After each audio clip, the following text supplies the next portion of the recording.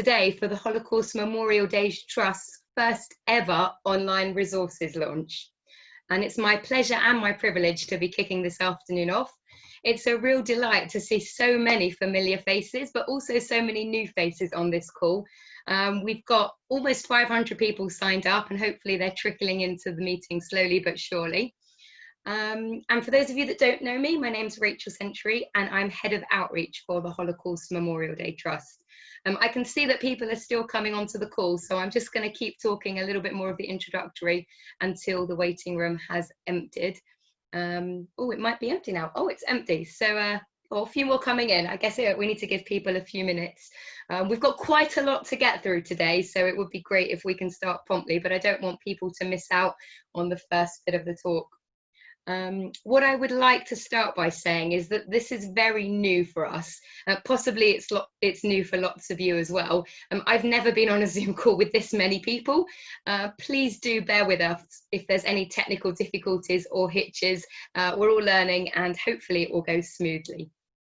I'd like to share with you a few things that may help the event run more smoothly. So first of all, please may I suggest that you switch to speaker view if you haven't done so already. Because this will enable you to see whoever is speaking more clearly, which basically means you're going to get a nice big close-up of my face, whether you want it or not. On my Zoom, the way that you do that is in the top right-hand corner, you click on speaker view or gallery view. So can I just suggest you click on speaker view? I'd also like to suggest that you put your mobile phones on silent so that you're not distracted or disturbed. Next, please may I ask you all to rename yourselves if possible. We'd really like you to use the name that you signed up to this event with. So when you signed up to Eventbrite, you would have put your name in. And the way you rename yourself is on the little box that you can see your own video. There's 3 little dots in the top right-hand corner. If you could please rename yourself, that would be super helpful. This will enable us to give you a more tailored experience this afternoon. So it would be really helpful if you could put first name, surname, if you don't mind. And those of you that have got your iPhone or your computer name, it would be really helpful if it was first name, surname. It's absolutely fine to have the place that you work. I can see somebody's got that, and that's really helpful to us as well, because it's great to know where you've come from. Thank you. Next, you may have an option on the bottom of your Zoom bar that says closed captions. We won't be typing live captions throughout, but we would like to put some names of the speakers. Daniela, if you wouldn't mind demonstrating, hopefully, if Phil has given you the power to type. Brilliant. So hopefully closed caption as an option has popped up for lots of you on the bottom of your screen. It did just for me now. So if you click on the bottom of the Zoom bar where it says closed caption, and if you please click show subtitle, that would be really helpful. On my screen, it now says closed captioning on. If you go back to closed caption and click on subtitle settings, you can choose which size, and I recommend you go for the large size subtitles. So Daniela, if you could now type something, even just a hello, or welcome, even my name, lovely. Thank you very much, Daniela. Hopefully lots of you can see that now. So that's just to reiterate, we've all renamed ourselves, hopefully, and now we've got closed captions on. I can see that people are joining us all the time, which is really exciting. So I'm going to try not to repeat myself too much, but I will just recap at the end for what everybody has missed. Next, we are launching a poll that you will see pop up on your screen. Daniela, if you wouldn't mind, please. Thank you very much. Hopefully the poll is about to pop up. There we go. We would be really grateful if everybody could please take part in this poll. I'd like to invite you to take part. We would like to know how you're feeling about organising an event for Holocaust Memorial Day 2021. And I'm going to be revealing the results a little bit later on. This is incredibly exciting. I've not actually done this on a Zoom call before, but I can see over 100 of you have already taken the poll. Thank you very, very much.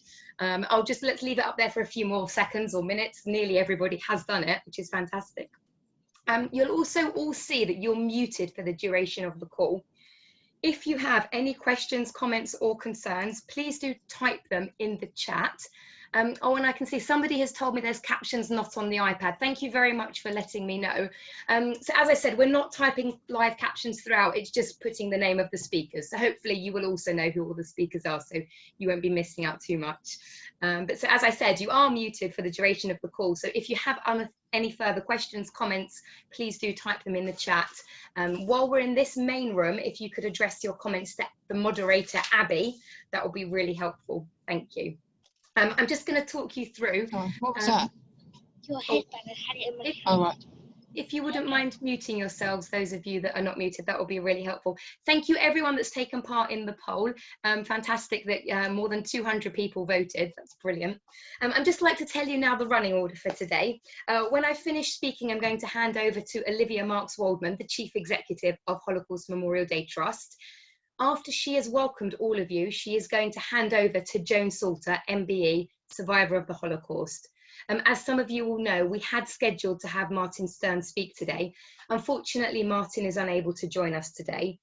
We wish him and his family well, and we're very grateful and pleased that Joan has been able to step in at short notice.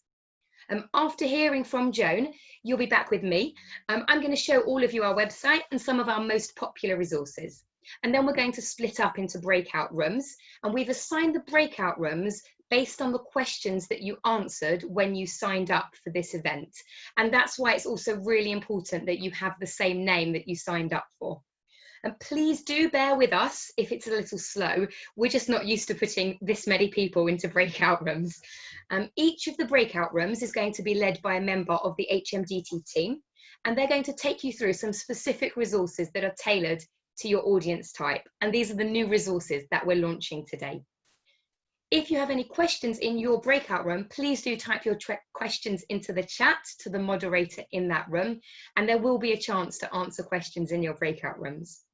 We're then going to all come back into the main room, and you'll have an opportunity to ask more questions to the wider HMDT team, and also to get any questions answered that weren't answered in the breakout room. We're then going to hear from Andy Burnham, the Mayor of Greater Manchester, who I'm delighted to say will be joining us at that point. And finally, we'll hand over to the Chair of the Holocaust Memorial Day Trust trustees, Laura Marks, who will be doing the thanks and concluding the afternoon. So I'm just going to give a very quick reminder before I hand over to Olivia to welcome you officially. I recommend you set your view to speaker view if you haven't done already. That should hopefully enhance what you're seeing. If you can, we'd be very grateful if you can rename yourself to first name, surname, matching the one that you signed up with, please. If you can enable closed captions, please do. But as I said, that's just for us to be typing the names of our speakers. And finally, I would just like to say, I hope you all enjoy the next hour and a half. I'm now going to hand over. I'd like to introduce the Chief Executive of Holocaust Memorial Day Trust, Olivia Swardman. Thank you very much. Thank you very much, Rachel, and huge congratulations to Rachel and the team of staff at Holocaust Memorial Day Trust for creating and developing such fantastic resources. It's really exciting to have this event. It's wonderful to see so many of you joining us today. Thank you so much for joining. Welcome to everybody from all around the country. What is Holocaust Memorial Day? I'm sure many of you know, many of you mark HMD every year, but we are welcoming some of you who have not marked Holocaust Memorial Day before. Holocaust Memorial Day commemorates the Holocaust. It commemorates all victims of Nazi persecution, and it marks the recent genocides. Everyone who marks Holocaust Memorial Day learns more about genocide, increases empathy towards other people, and takes steps to make a better future. Holocaust Memorial Day is an international day. It's funded in the UK by the government, delivered through the Ministry of Housing, Communities and Local Government, not just through their finances, but through their active support and encouragement for the day as well. Holocaust Memorial Day Trust was set up to run and support the day, and set up by the government. The Holocaust Memorial Day Trust enables people to learn from genocide for a better future. We are largely funded by the Ministry of Housing, Communities and Local Government, so that we can organise the UK ceremony every year, we can raise awareness of the day and reach more people, having a bigger impact, and so that we can create resources to help local organisers plan and deliver local events in communities right across the UK. So what is a Holocaust Memorial Day activity? Whew, these vary so much. They take place in prisons, in museums and galleries, in schools, civic commemorations, in workplaces. They are formal ceremonial events. They are creative, interactive workshops. It's just astonishing, the variety and the range that we see right across the country. We support these through a range of different resources. I know I'm not supposed to have favourites because we produce so many resources for different people. But if I tell you what my favourites are, then you can go online and have a look after the event. One of my favourite resources is the lesson British Heroes of the Holocaust. It was created as a lesson for young people in school, although I've used it with a women's learning and discussion group that I'm part of, so for an adult audience too. We have a short film of the Holocaust survivor Ivor Pearl, which is another of my favourites. So I really encourage you to go and browse our website later and have a look for those.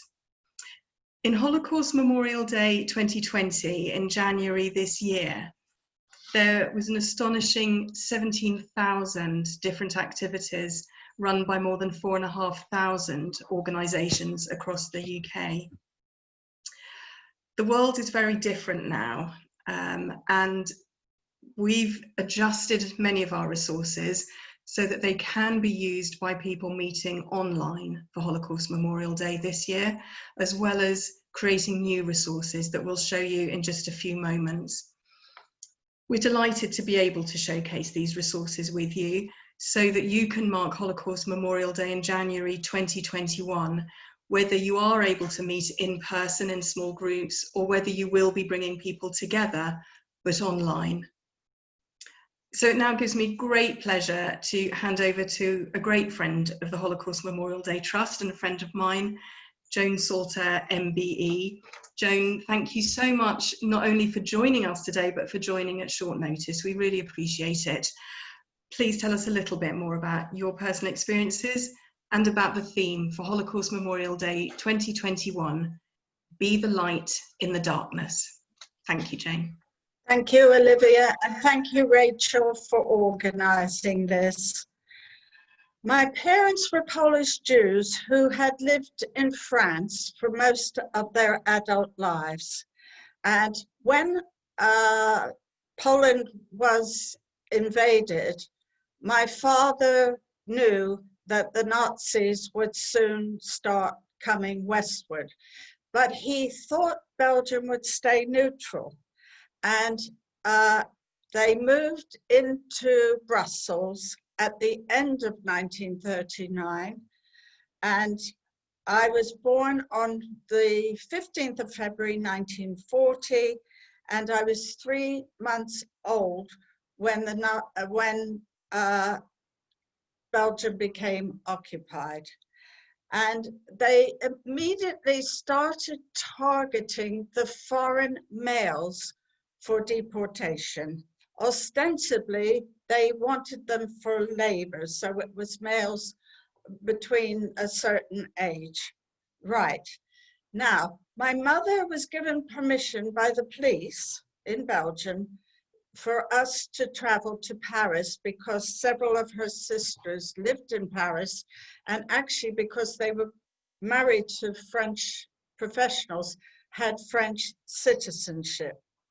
And at that stage, women and children were not being rounded up. So we lived in Paris openly for 2 years. And the only restrictions we encountered was that we had to register weekly with the local police station.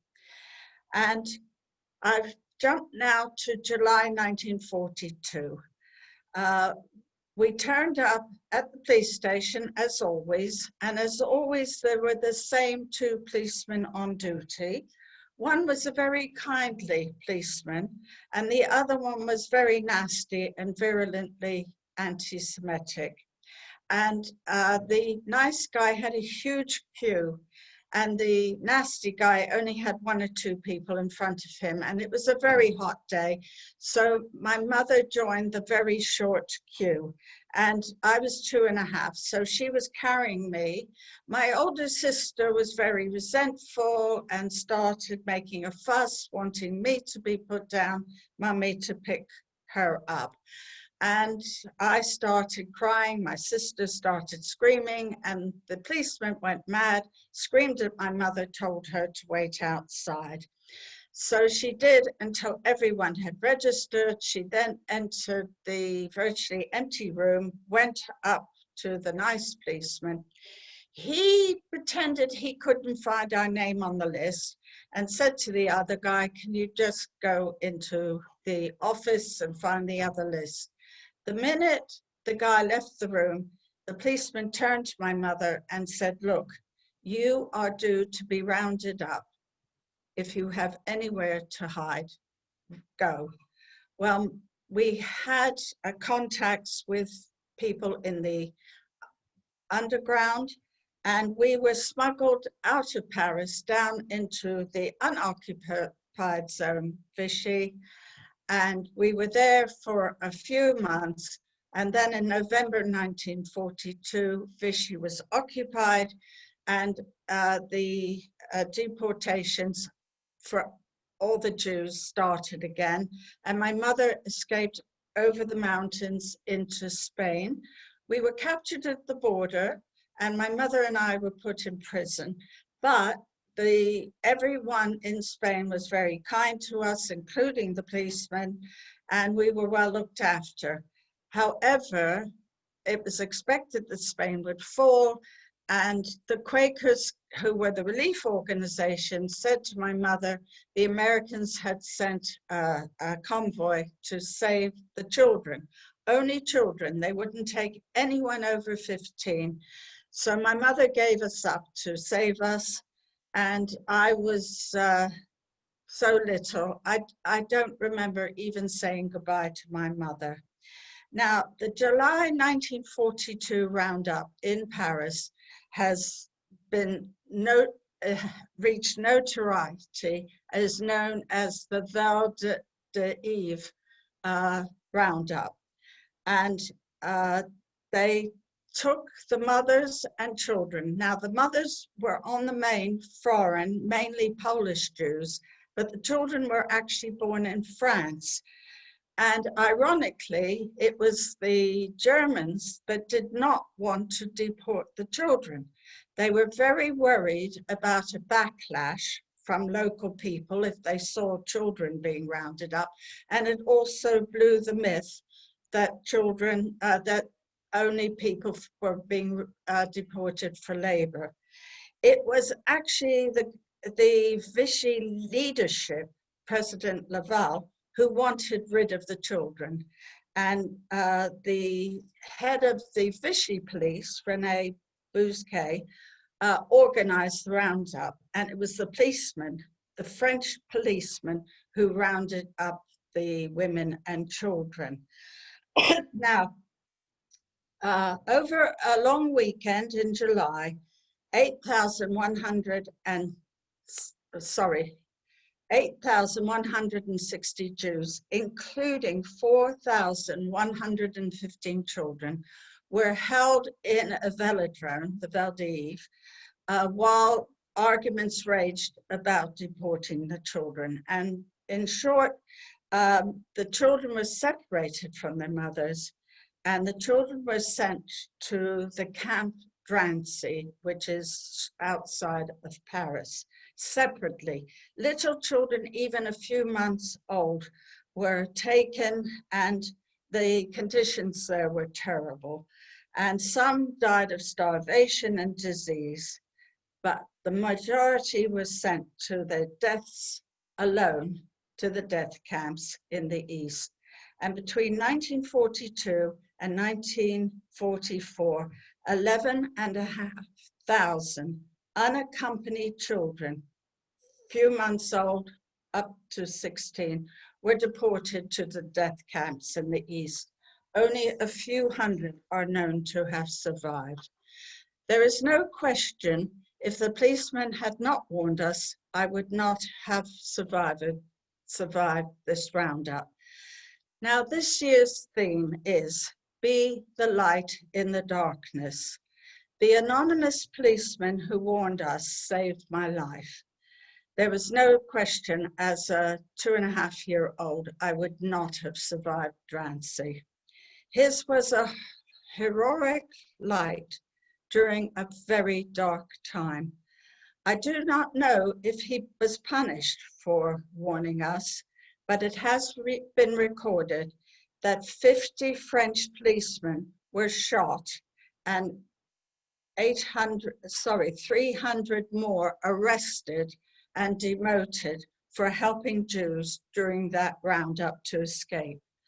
Now, the Holocaust and other genocides are evidence of how fragile our civilization can be. Hate and division spread like wildfire, turning us against one another, enabling human beings to do the most horrific acts against each other. Now, a few examples of ways that you can be the light in the darkness. 1, help to tackle prejudice by speaking out against negative stereotypes and propaganda, which generates hatred against others. Support charities and community groups which have the experience to give practical help to the victims of identity-based hatred. And sometimes a kind word and gesture of friendship to an individual suffering prejudice can shine a light to their dark despair.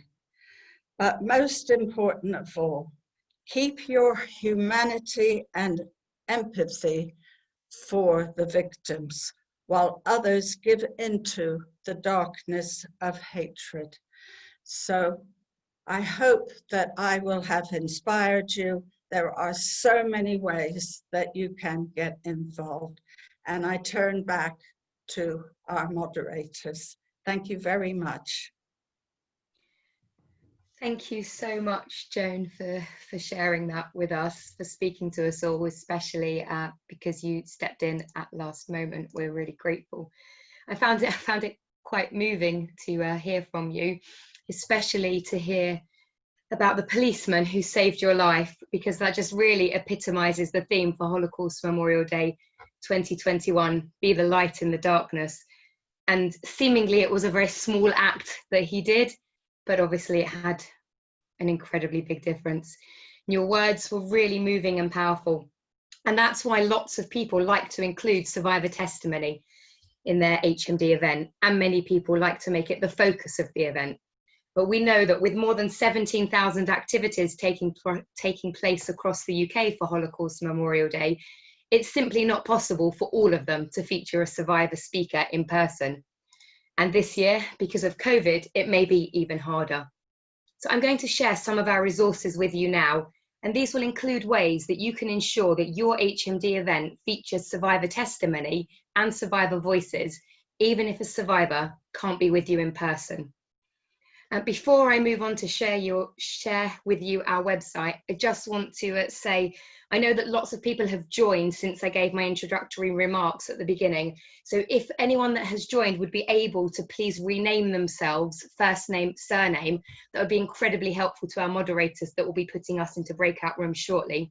So to do that, just click on the three dots in the right-hand corner of your personal video and rename yourself. First name, surname, if you can. We've had a few messages to say that isn't always possible on the iPad, but if you're able to, we would be very grateful. And the other thing that I forgot to say is that we are live tweeting during this lovely resources launch.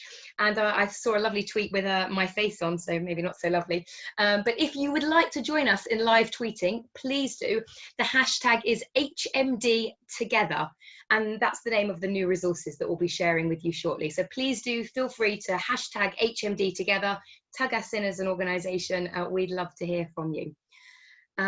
So As has already been said, Holocaust Memorial Day Trust encourages remembrance in a world scarred by genocide. We were established by the UK government to promote and support Holocaust Memorial Day in 2005. Each year, as part of our commitment to ensuring everyone can mark Holocaust Memorial Day, we produce new resources to support and empower local activity organisers to mark Holocaust Memorial Day in their communities. Most of these can be found on our resources page, and I'm going to share these with you right now. Hopefully you can all see this. Abby, moderator, could you just give me a thumbs up to say that you can see my script? Brilliant, thank you. Hopefully everyone else can too. So this is our homepage, and if you start on our homepage, the easiest way to find the resources is up the top here. There's a nice little button that says resources. Please click on that. These are organised into several different categories, as you can see from this drop-down menu. Actually, more than several, there's quite a lot here. So for example, we've got books, creative activities, dates to remember, easy to read life stories, faith resources, films, and lots more. So if you know that you're looking for a very specific type of resource, you can choose it here. So let's say you would like an image. You can then also choose to search according to the genocide if you know exactly what you would like, but you can also leave it as any if you would like to see all of our images that we have for all of the genocides.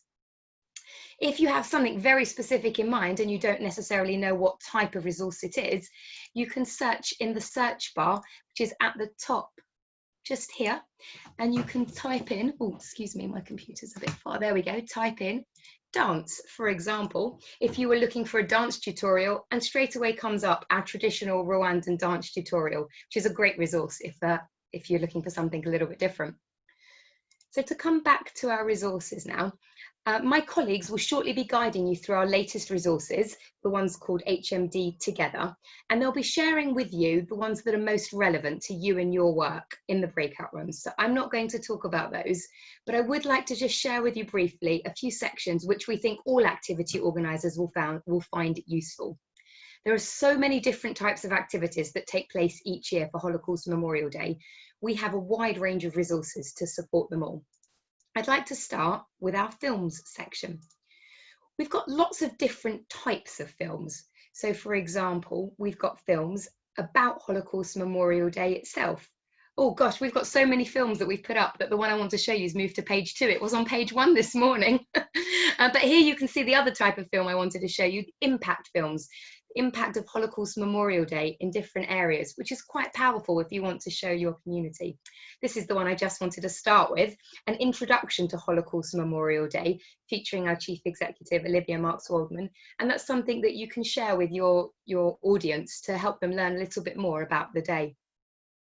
The other type of film that I think will be particularly of interest is survivor testimony. And this is the one that Olivia actually mentioned earlier that was one of her favourites, Ivor Pearl's film. We've got lots of different films of Holocaust survivors. They are all very powerful, moving accounts. I suggest you watch it first yourself before sharing with your audience to make sure that it is the appropriate film for your audience.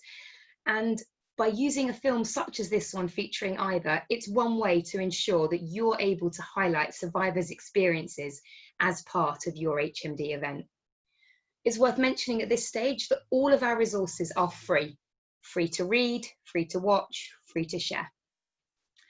I'd like to go back to the resources type to share with you some of our creative resources. These fall into 2 types of creative resources. There's creative resources that you can share a film of a choir performing, so that can be part of your activity. But we also have opportunities for your organisation or group to get creative themselves. I'd like to show you this inclusive craft activity as just one example. This resource has got different sections. At the start here, there's an introduction to the resource. There's also an introduction to Holocaust Memorial Day. And then we link here to things that your audience will hopefully get out of taking part in this activity. There's lots of different activities as part of this wider resource. And as I scroll through, you can just see activity 1, activity 2. I don't have time to go through this in detail. The point I'd like to make is that there's lots of different options here. You can choose to do just one activity or all of them, depending on the time that you have, but also what's most appropriate for your audience. I just wanted to show you this at the end. This is one of our easy to read life stories of the Vaselli family, including the stories of survivors, rescuers and witnesses in our resources, and you including them in your HMD events and activities ensures that those who are persecuted are at the heart of all that we do. These stories educate your audience, inspire them, helping them to know more about the genocide, but also to connect to the subject on an individual, personal level. And that's why we find them really powerful. And it's another way of featuring survivors in your HMD activity. Just going back to the main resources page now. I'd like to show you one last activity type, which is right at the top, activity template. So if, despite our very best efforts today, you are still left wondering how you and your organisation can mark Holocaust Memorial Day, may I suggest that you look at our activity templates. These are full of suggestions on how to mark Holocaust Memorial Day, and they're sorted by time. So you'll be bound to find something that fits your time frame, whether you have 10 minutes, 30 minutes, or a whole day. I'd like to make sure now that you all know that activity organisers can order physical resources. You can find them here under posters and booklets. And then you have to click on order resources. These will be posted to you free of charge to help with your activity. So if you are on the resources tab, you come to order resources, and then you can fill out the details here to order your About HMD booklets or your HMD pin badge. The About HMD booklets provide an easy to understand introduction to what Holocaust Memorial Day is and basic information on each of the genocides that we commemorate on the day. They come in boxes of 50, so they would be particularly useful if you have a physical audience that you can distribute them to. It may be that this year you choose to hold your HMD activity solely online, in which case it's more practical to send the link to your audience, which is here, and they can read the booklet online themselves rather than having a physical copy. Lastly, I'd like to share with you our activity map, which you can find by clicking on Take Part in Holocaust Memorial Day and then scrolling down to Find an Activity. You can see here all the wonderful activities that were submitted to our map last year. You can see, I think it just looks amazing. You can see activities across the whole of the breadth and width of the United Kingdom. If you want to find out more about any one activity, you simply click on it and then you can click again. And here you have all the information about this particular activity. All of these events that are on the map from last year are about to be wiped clean. So we will have a clean slate ready for all of you to put your activities on the map. So as soon as you know what you're planning for Holocaust Memorial Day 2021, please go to Take Part in Holocaust Memorial Day and then click on Submit an Activity. Please then fill out all the details on this page. This map is crucial for HMDT. It helps us to know about all the activities taking place around the country. It's also helpful for individuals who are looking to attend their local event, and they use our map to find that. If you do not wish your event to be listed on the map, but you still want to tell HMDT about your event, please click here and simply choose Unlisted Activity. If you want to choose an event that is open to the general public, click on Public Activity. And Private Activity is for events that will appear on our map but are not open to the public. So for example, something taking place in a school or a prison. We'll be very grateful if you can fill out the form with as much information as possible. And this year we're particularly keen to hear if you're working with other organisations. Just to say, it does take time for us to approve all of the events that get sent in, so please don't expect your activity to appear on the map immediately. But thank you, and I look forward to seeing all of your activities on our map in due course. So I hope this gives you a little bit of a flavour for some ideas for what your HMD activity in 2021 might look like. In a minute, we're going to hand over to my colleagues, so I will stop sharing my screen. There we go. And they're going to take you through some of our newer resources, which I'm very excited about. If you have questions in your breakout room, please do pop them in the chat, and the speaker of the room will try and answer them at the end of the session. We have allowed time, but as I said, we'll also be coming back into this room for questions to everybody, every HMDT staff member. Hopefully in the closed captions, you can see our email address. And Daniela, if you wouldn't mind popping it up again. If you have any questions or need support at any time organising your HMD activity, please do not hesitate to email inquiries@hmd.org.uk. We are always more than happy to help. And please let us know about your activity by putting it on the map. Thank you. And I'm going to hand over to the moderators and hope that they'll be able to start putting us in breakout rooms. Please bear with us, everybody.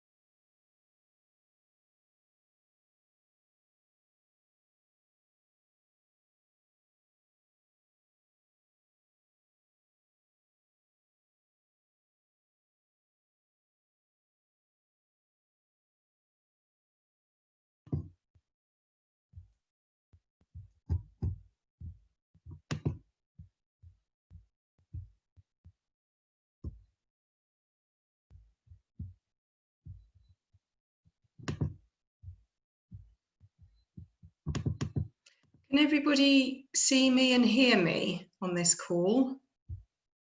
Can I see some thumbs up?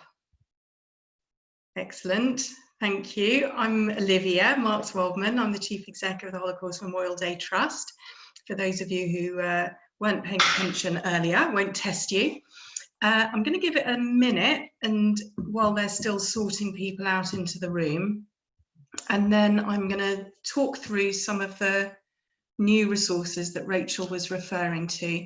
So if you can bear with us just for a minute. Thank you.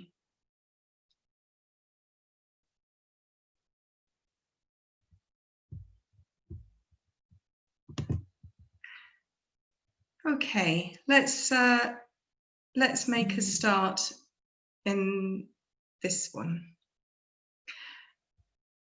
Everybody ready for action in this working group?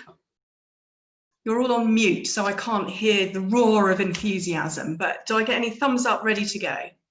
Excellent. Welcome to the breakout room. Thank you very much again for joining us today. We're so pleased that so many of you from hundreds of different organisations across the UK have joined us today. Over the next 20 minutes in this breakout room, I'm going to talk you through the new resources we've developed especially for Holocaust Memorial Day 2021 and sharing some tips and suggestions specifically for running an HMD event online.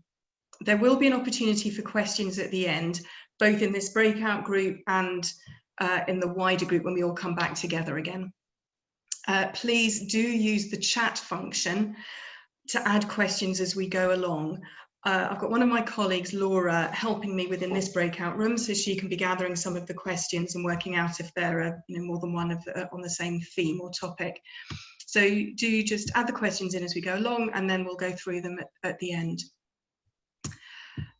Just as a reminder, last year, by which I mean earlier this year, in January, Holocaust Memorial Day 2020 marked 75 years since the liberation of Auschwitz-Birkenau, the largest Nazi camp, as well as 25 years since the genocide in Srebrenica.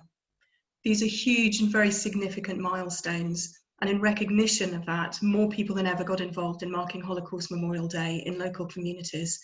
More than 4,500 different organisations, between them, organised and hosted more than 17,000 activities.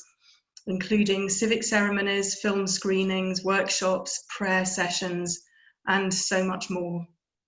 The hard work you put in every year to commemorate HMD in your local communities makes a real difference to what people in your community know about the Holocaust and genocide.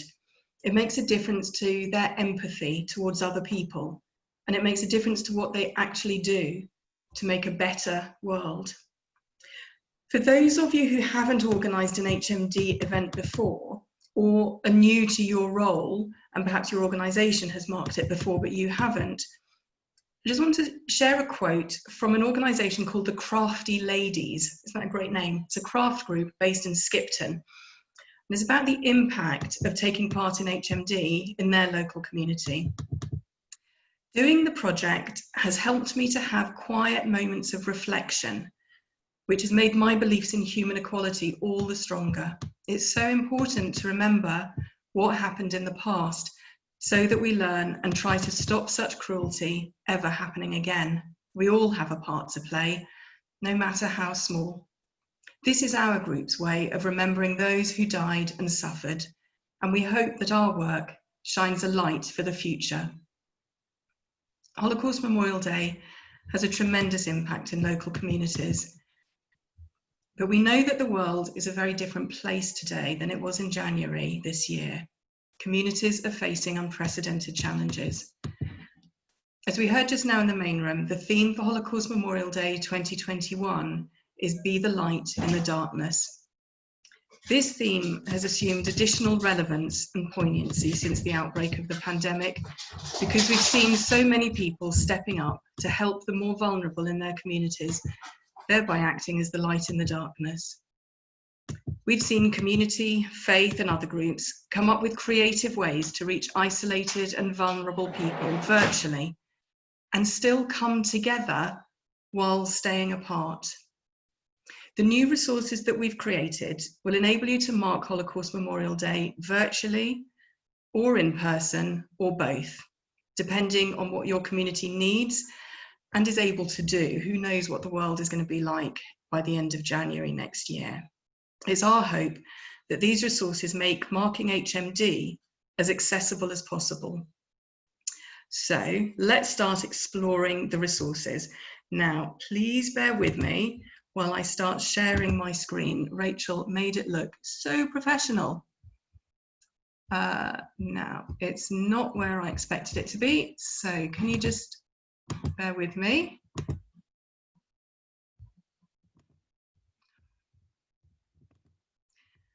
And let's try again. Here we go.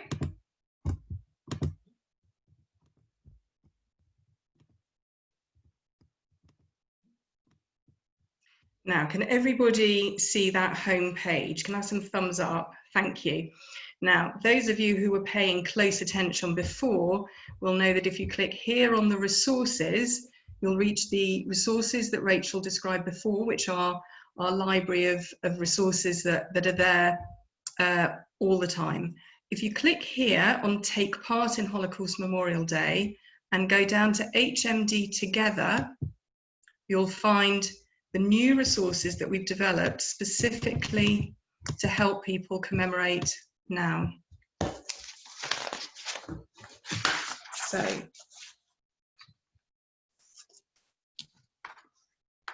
there are 6 new resources that will help you mark HMD in January. So if you scroll down, you will see these tiles coming up. I'm going to click first on this one, Remember Together. This will help us mark a virtual ceremony for Holocaust Memorial Day. So might well be useful for those of you who work in local authorities where you want to do a civic ceremony, or for any of you working in organisations where you feel a formal ceremonial kind of activity will work best for your audience.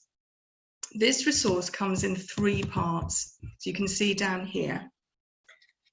There's a PowerPoint presentation which contains content for a ceremony that you can run online. There is also a guidance document that gives you tips on running it and highlights some of the issues that you might need to think about, such as the technology or the security. There is also a suggested script.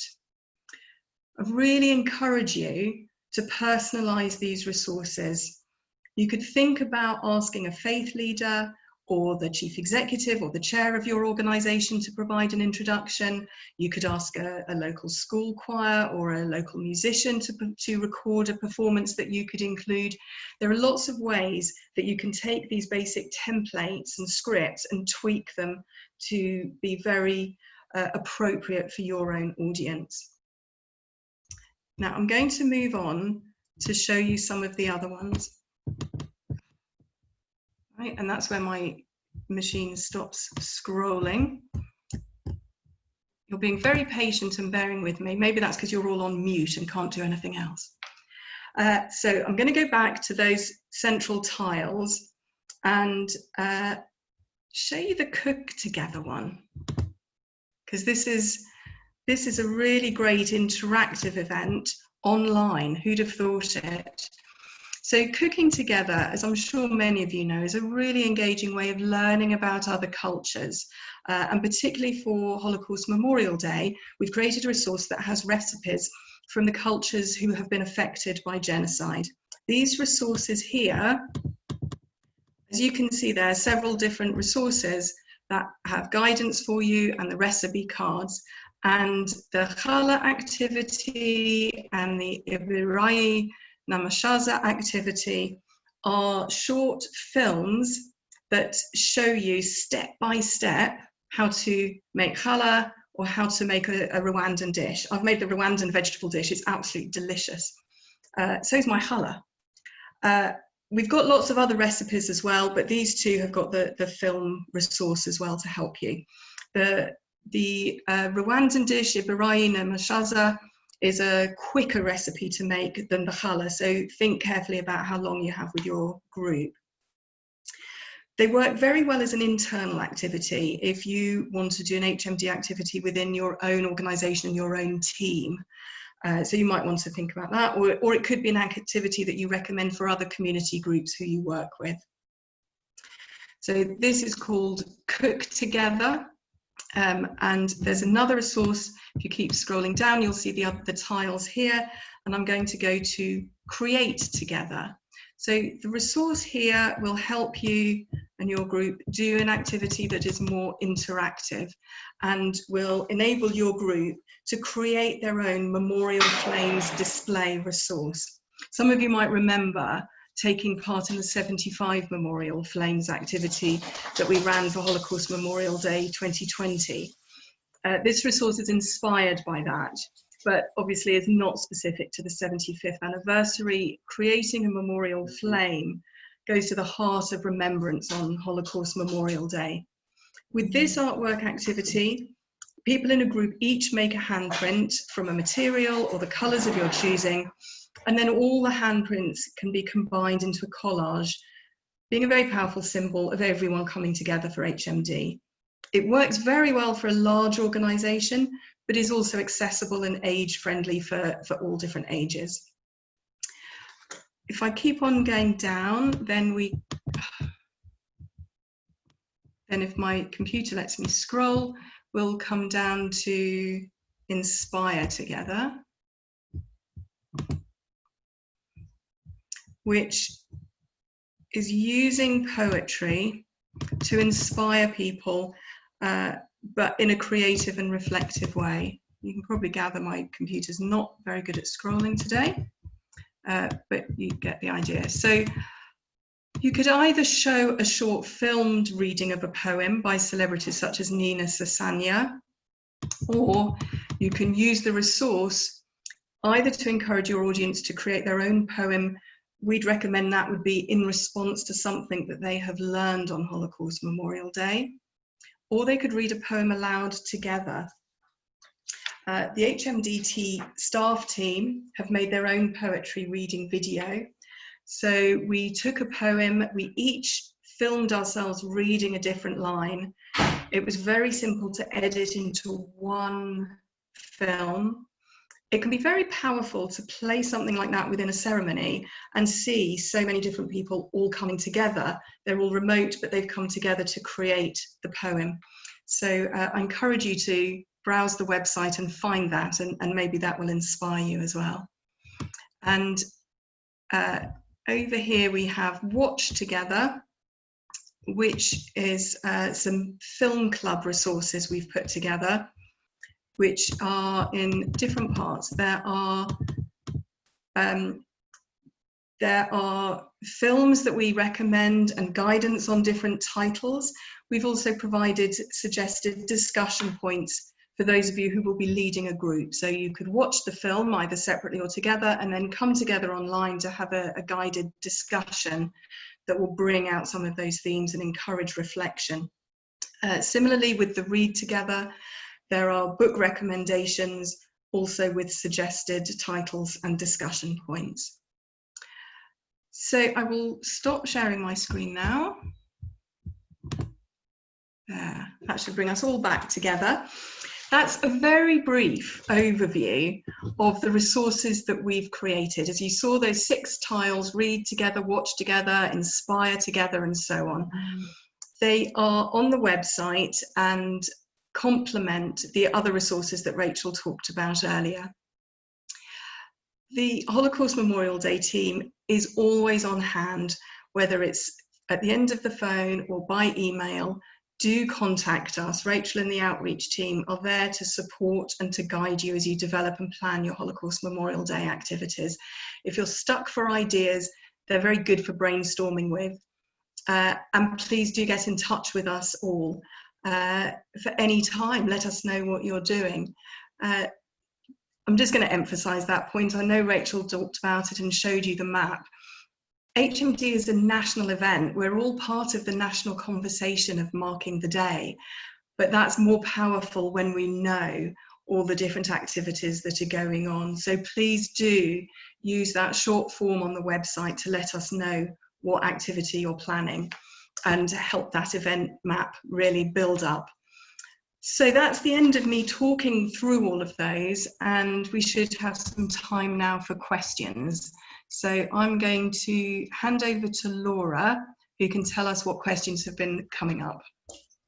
Hi everyone. I just wanted to first remind you that you can pop questions in the chat box, and to find the chat box there should be something at the bottom of your screen that looks like a speech bubble, and if you click on that it should open up a box that you can type any questions into.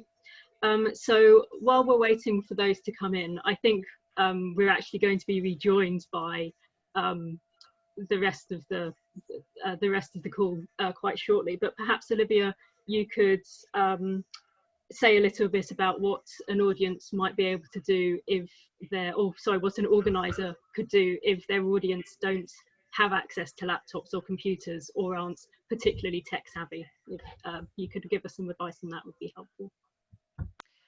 Thank you, Laura. That's a really, really good point. Who knows what the world is going to look like in January? It might be possible for us to be having in-person events, and many of these activities and resources, as you've seen, can be adapted to in-person events. If we're not in that position, or if you do want to be running an event online anyway, then there are 2 issues. One is, how do you include people who might not be able to watch, and things like that poetry resource I talked about, or the creative artwork. You can still ask them to submit their responses in advance and send you their literal handprint on a piece of paper that you can incorporate and then have as an image to share on your online thing. So people who can't join online can nonetheless still be included. The second issue is, can they be included by watching the event if they have difficulty in accessing the technology? So that might be a question of, do you have volunteers who can go around with a laptop, subject to what the COVID restrictions will be then, and so on. If it's really impossible for them to join in and watch, then I'd really recommend that at least they can join in and be participants in the event, and you can send images of the event to them afterwards. I realise that we're going to be be cut off very shortly, so I'm just going to pick up a couple of things from the chat that I've just noticed. One is that we're joined by participants all the way up in Scotland, which is wonderful. When I said that there are people all over the country, it's lovely to have some people from north of the border joining us.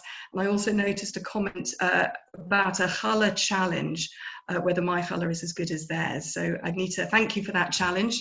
I think we should all be taking that up and be inspired to go away and make some of those recipes. And God willing, we'd be in a position where we can meet in person and share food and blessings together.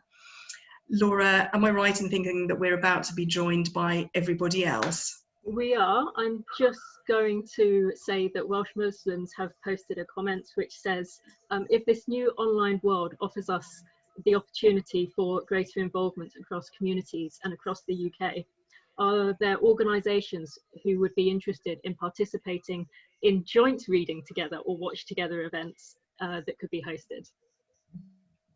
That sounds a lovely idea. That's wonderful. It's another benefit of having the map and having your intentions and plans put on the map, because you can then get in touch with different organisations and suggest joint activity. We know that joint activity happens a lot on HMD. In the past, we know a Catholic and a Protestant school in Scotland combined to do a joint event. We know that there are many interfaith events that take place. These can be so powerful. So please do put your thinking caps on and see what you can arrange, and let us know all about it.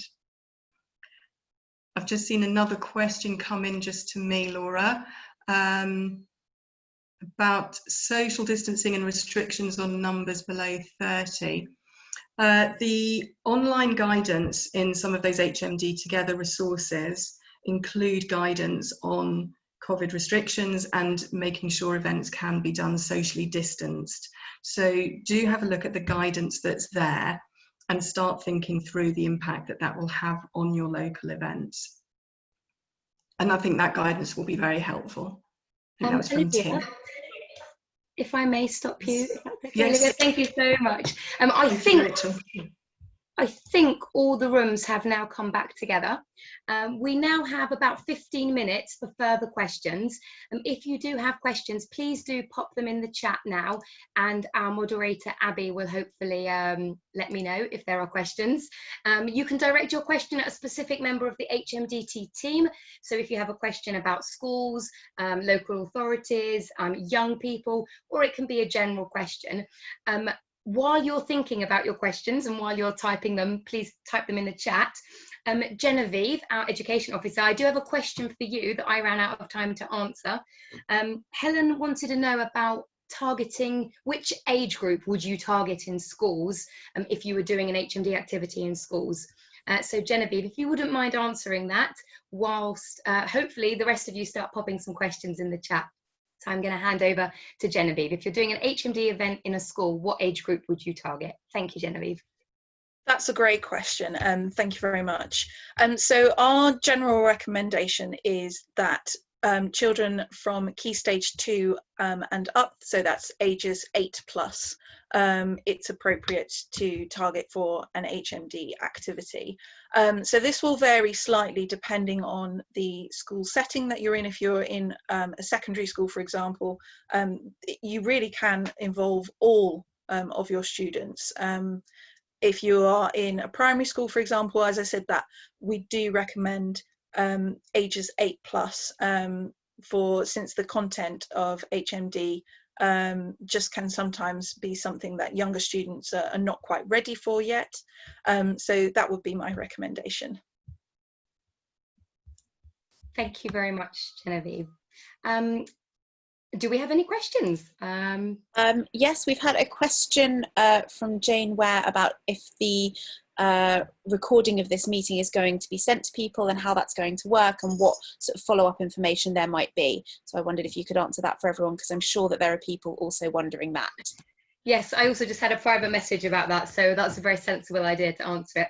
I'm not going to promise a recording of this event because I'm not sure how it will look technically. If everybody has remembered to record the breakout rooms, for example, I know that I didn't press record at the very start of the meeting, so you would have missed my introduction, which is fine, it wasn't that important.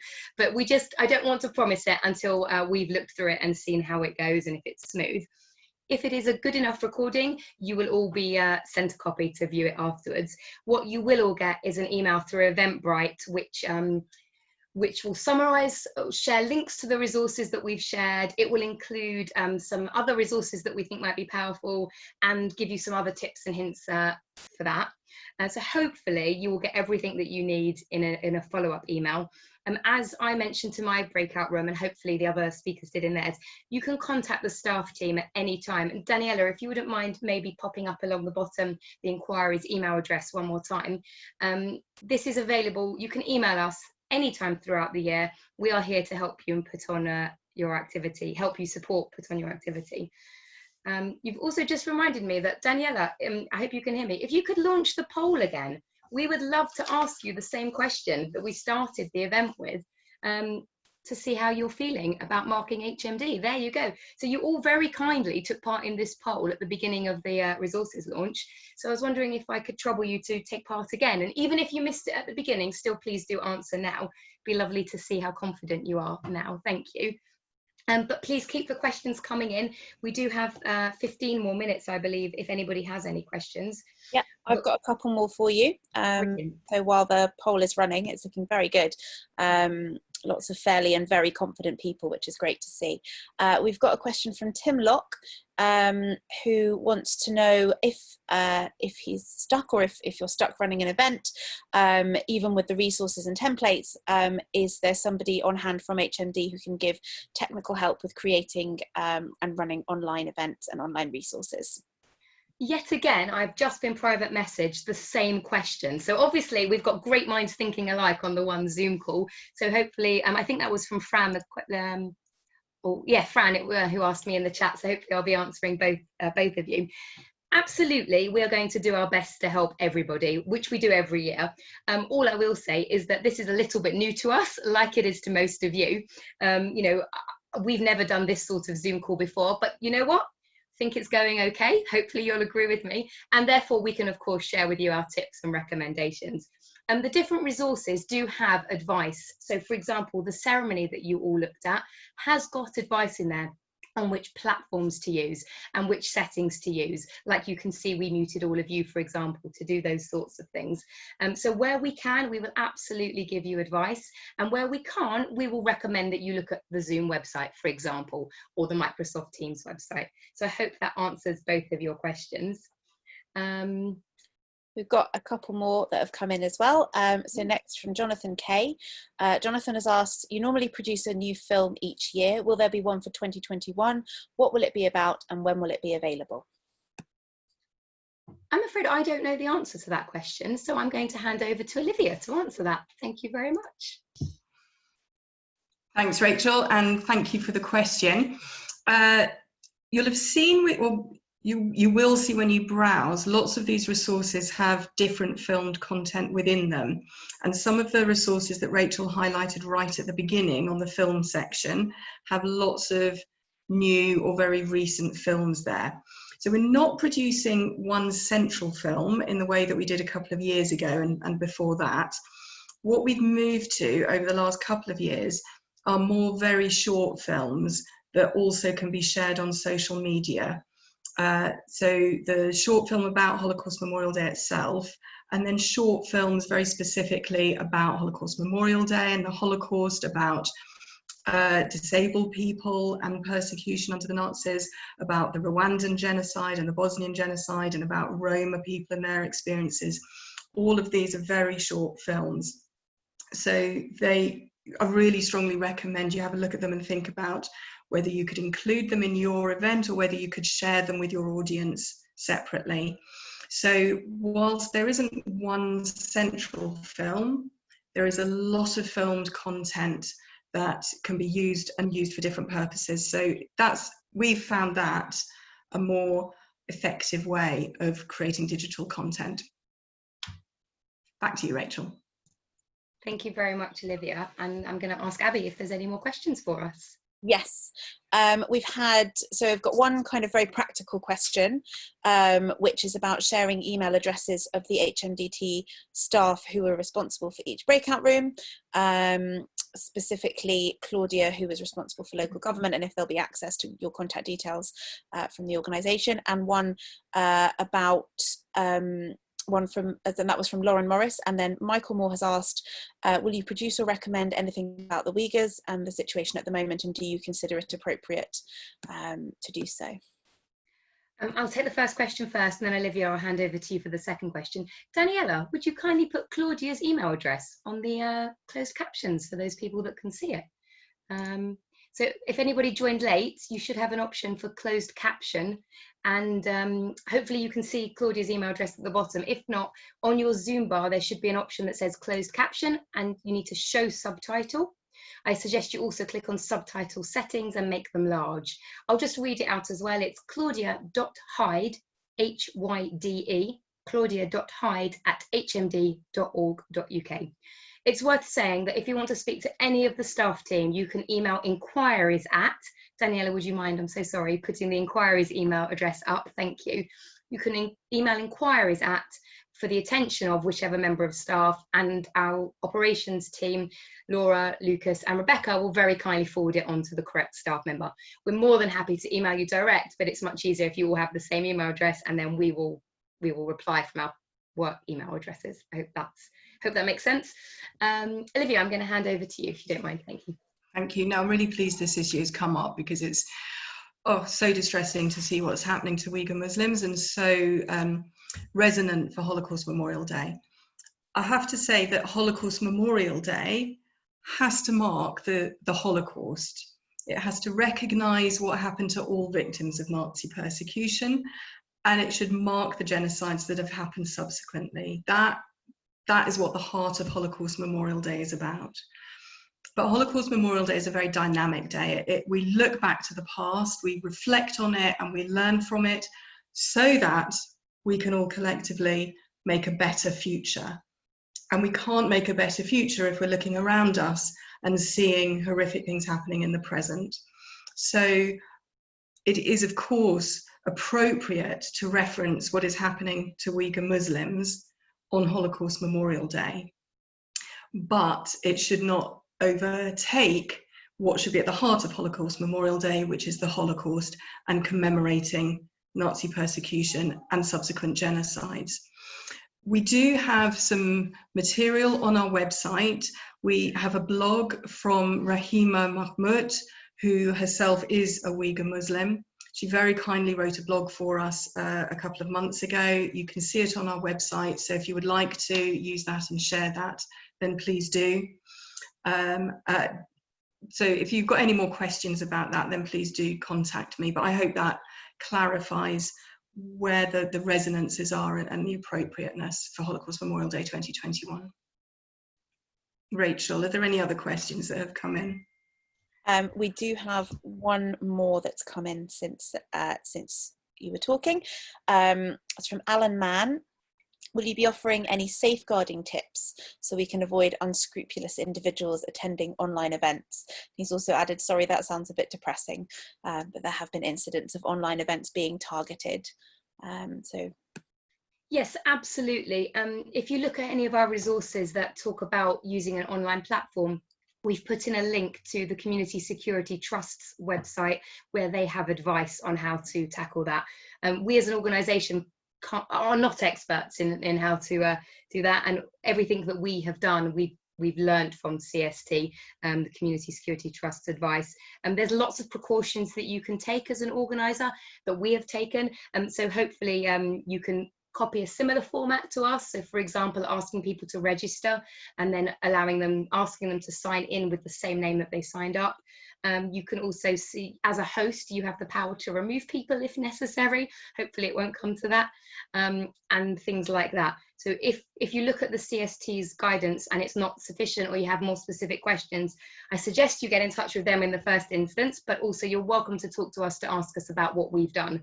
But as I said, this is a learning curve for us, and hopefully we can share what we did that went well today, but this is not something that we're experts in. Hopefully that answers the question, and hopefully you won't need to. I don't have any more questions that have come into me, so I'm just going to hand straight back to you, Rachel. Thank you. Oh, we do have a question. We have a question specifically about reading together. So Sue has asked about reading together, the resource, the book resource that we've got for this year, and she's asked, is it a list of recommended reads?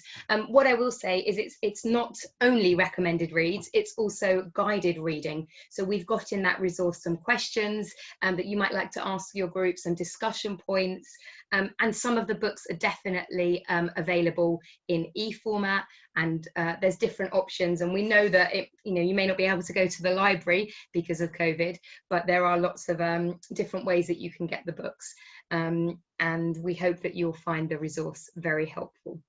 Thank you. Oh, I've had another question just to me, so I will take that. So somebody has asked me if we would be able to offer support in helping promote live events. And that's actually a question that we do get quite a lot throughout the year, is do we offer support in promoting events? And the answer is, with 17,000 events and activities taking place, we just cannot promote them all. It's just not possible. What we recommend is that you put your event on our activity map, because that way anybody that is looking for their nearest local event to attend will be able to find their activity. And we had lots of people contacting us in the office and saying, I want to go to a Holocaust Memorial Day activity, what is out there? And we will always direct them to the map. And you saw the map, looks great. You can easily search for what's near you. So that would be very helpful. The other thing I would suggest is that you tweet about your event and you tag us in your tweet. By tagging us in the tweet, you will reach a much larger audience, because people, I'm not actually that familiar with Twitter, but people that follow us will see the tweet, and therefore that increases your audience. We do also retweet about certain activities, and this may depend on a lot of different factors, but it may be that we do retweet your activity or event, and I can't promise that we will retweet yours, but that's one way that we could potentially help promote and support. I think, well, gosh, the questions are coming into me thick and fast. Somebody has just asked about an HMD film to introduce the day. Just to say, Martin, there are lots of films on our website. We won't be doing a new one specifically for Holocaust Memorial Day 2021, but there are lots of films that are appropriate that you could use. There's an introduction from Olivia about what Holocaust Memorial Day is that could be quite useful as well, for example. I think I am going to pause on the questions. Apologies, I know I haven't answered all of them, but I'm delighted to say that Andy Burnham has joined us and he's going to be speaking very shortly. Oh, somebody's just put in the chat that they really thought this was a useful event and can we repeat it next year? That is such a lovely comment. Thank you very much. And before I hand over to Andy Burnham to say a few words, I will share the poll results with you. Thank you all so much for taking part in our poll. We asked you how confident you feel in marking Holocaust Memorial Day 2021. And at the start of this call, 71% of you said you were fairly or very confident. And this has now gone up to 87%. So 87% of people are now fairly or very confident, which is lovely to see. Thank you.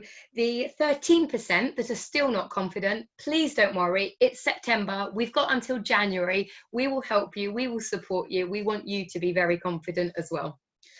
I am delighted to now hand over to Andy Burnham. Andy is the Mayor of Greater Manchester and has been since 2017. And last year he organised an event for Holocaust Memorial Day 2020, and he's going to share with us a few words about what that was like and the impact. I can't see you, Andy, but hopefully you will be able to unmute yourselves, or one of our moderators can unmute you, and I will hand over to you. Thank you so much. Thank you, Rachel. I hope you can hear me and see me. Good evening, everybody. We did get support with holding Greater Manchester's first Holocaust Memorial Day event as a city region from the Trust in 2019, and we repeated it again earlier this year. And I have to say, it was one of the privileges of my life, and I don't say that lightly, because we heard from Ike Alterman, a survivor of the Death March, but someone who from there was one of the Windermere children, and people may have seen the BBC, incredibly powerful BBC drama on their story earlier this year around the same time. And it was, well, I mean, to say that the whole kind of room was in the palm of his hand is an understatement. And I think everyone who was there will agree that it was one of the most profoundly affecting things that I've ever sat through. And Ike was somebody who eventually settled in Manchester, a twinkle in his eye with Manc humour, but the way he delivered what he had to say will be something that none of us will ever forget. But it feels strange, really, in some ways, to think of January 2020, because it almost belongs to a different era, given everything that's happened since. It's been a year of darkness, really. We've not only had one pandemic, we've been dealing with two. So we've had the pandemic of COVID-19 and, of course, a pandemic of hate, which has been growing in recent years. We obviously saw the disgracefully upsetting scenes on the streets of Minneapolis and the death of George Floyd, but we've seen obviously anti-Chinese racism this year, but of course always Islamophobia and anti-Semitism rising all of the time. And the coming together of these things this year has made this year an incredibly difficult time for us all to live through. But as ever, the majority of people have continued to show wonderful humanity in these difficult times. We are lucky to live in a city region where people do genuinely come together and support each other in difficult times. And we've seen that again this year. We have worked so hard to bring everyone who'd been sleeping rough in Greater Manchester inside during the pandemic. Over 2,000 people supported, and that's been done by a network of public, private, voluntary faith organisations working to support people. And as ever, in the worst of times, you see the best of people. And we've always got to remind ourselves is that the vast majority of people are wonderful people. And in our case, in Greater Manchester, just thinking about our commitment to standing out and standing together against hate, discrimination, racism of all forms, I draw inspiration from the history of our city region. For those who don't know, 150 years ago, the working men of Manchester who were working in the cotton mills of the city at the time, the height of the American Civil War, and all of the issues going on with the blockade of cotton out of the southern states, took a decision that they wouldn't handle slave-picked cotton. And I've been recalling this in this particular year because they were living through great hardship at that time with their work having dried up and the mills having gone dark, but they still took that stance that they would not handle slave-picked cotton. And I've taken the opportunity to say this year that all that time ago, 160 years ago, the working men, women and children of Manchester said Black Lives Matter. And so how could we not, in this day and age, be true to what they stood for and continue to say that we will, as a city region, stand out against all forms of hate, discrimination. We are proud to have one of the largest Jewish communities anywhere in the UK, and we are proud to be a city region that is truly multi-faith and works in that way. And I'll just finish, Rachel, by saying that, you know, as we think about working towards our event for Holocaust Memorial Day 2021, I think the theme you've chosen is perfect. As I understand it, be the light in the darkness. So we have had a dark year, but absolutely we can start to now think of the better times that may lie ahead. And all of us lead by example and be the change that we want to be, because we are going to build out of this moment. And I think that what will come through ultimately is a determination of people to use this as a moment of change for the better. And Holocaust Memorial Day 2021, I think, will be a very profound occasion indeed. We're certainly going to be holding an event as Greater Manchester Combined Authority. We look forward to networking with all of you around the country holding events too. We're so grateful to the support of the Trust for everything that it does. And it, I think, is going to be a moment where we need to bring people together and recover together from obviously the pandemic that we've been living through, but hopefully draw a line under the hate, the racism, the Islamophobia, but crucially the anti-Semitism that we've seen in recent times. If we're going to build back better, that's what we must do, and that's what we will be doing in Greater Manchester. Thank you, Rachel. Thank you very much, Andy. Really nice to end on such positive, uplifting words. Thank you so much for joining us. Quite a few of you have been sending me messages in the chat, so I'm just going to say I'm really sorry that we don't have time for me to address all of them. Some really good questions, some really good points. And I would love to stay and chat and talk to all of you. Unfortunately, I'm sure you all have other places to go as well. And you've listened to me for long enough as well. Daniela has put the inquiries email address on the closed caption. And if those of you that can't see it, it's inquiries@hmd.org.uk. Please don't hesitate. We are here to help you and support your HMD event. And I look forward to seeing the map very populated with all of your events. As I said, I think you've heard enough from me, so I'm going to hand over now to Laura Marks, the chair of the Board of Trustees for the Holocaust Memorial Day Trust, who is going to say the final words. Laura, over to you.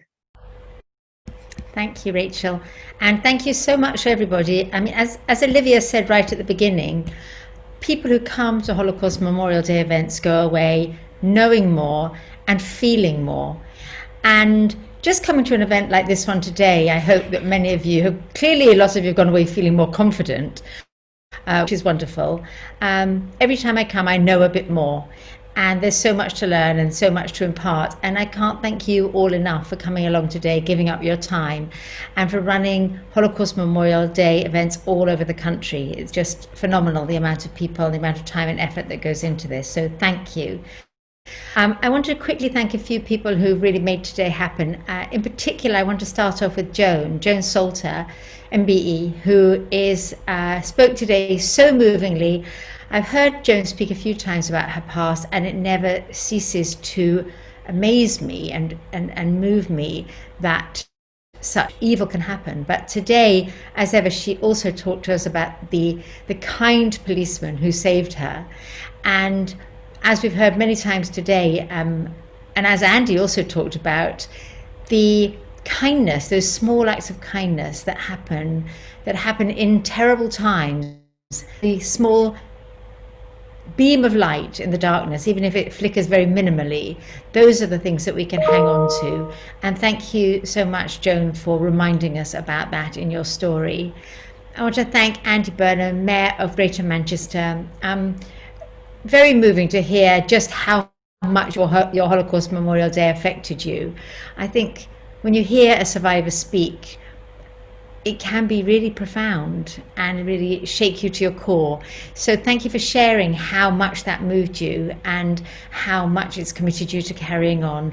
And it really makes it so clear to me that we have to do everything we can, whilst we're lucky enough to have Holocaust survivors young enough and sprightly enough as Joan to go out talking about it, and to use the resources of hearing live stories, because the testimonies that we have online make such a difference. Hearing people tell their stories, whether they're talking about the Holocaust or they're talking about one of the other genocides that we also commemorate, each one of those stories is profound, and nobody ever goes away after hearing them unchanged. So thank you, Andy.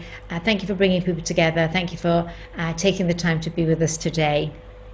Next, I want to thank the entire HMDT staff team. I mean, as Rachel has told us, and I know you all know, moving to online it's different, right? So we've been doing it for a few months now, and probably many of you are experts, but nonetheless, putting on an event this size and this scale is quite a challenge. And so many things, apart from doing resources, which have all got to be changed this year to make them more suitable, or have had all to be changed to make them more suitable for online. There's the technical side of running an event like this, and making the resources and the event today more accessible for people doing it online. So thank you so much to the whole team who've really been working from home to make this event so successful today. I want to thank Olivia, who you heard from at the beginning, our Chief Executive, without whom we would go nowhere. She is a light in the darkness very often when we're all feeling miserable and down. There's Olivia, and she will bring us all together. So thank you, Olivia, for leading the way. I particularly want to thank Abby and Phil, the moderators, who've been working very hard behind the scenes to make this whole thing happen. I should make you laugh to say that Rachel gave me a list of the people I have to thank, and the person who wasn't on the list, of course, was Rachel. And Rachel, which is very typical of Rachel. So Rachel, thank you. Her attention to detail and thinking it through is incredible. So right down to, as I say, the list that she put together for me.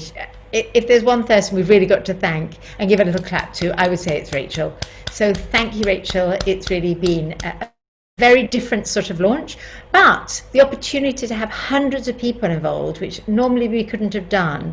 Really, there are some upsides to the new technology and the new way we're working. So whilst the reason for it is awful, actually the technology and the way we're working now can make a difference. I want to thank the MHCLG, that's the Ministry of Housing and Local Government. I'm hoping that there are people, I think hopefully Sally's here from there, by far our major funder. We remain ever grateful to you, our partners in this work. We couldn't do it without you, and we love working with you. Thank you. And finally, to all of you for coming, because I know that it's an hour and a half of your day. Everyone's very busy. Somehow we seem to be working harder when we're not going to the office. I don't know why that is, but it does seem to be the case. So thank you all so much for coming. Do remember to post your events on our map. Do remember that the team is here to help you. So inquiries at hmdt.org.uk. Let us know. Somebody from the team will get back to you and help you. As Rachel said, we can't be at 17,000 events, but we'll be at as many as we can, and we will help you. It is going to be different, but that doesn't mean to say it's necessarily going to be worse. So in this very dark year, thank you all for coming. We hope that today has been a little light in your day, and we look forward to hearing from you as we move forward. So thank you all very much for coming, and good afternoon.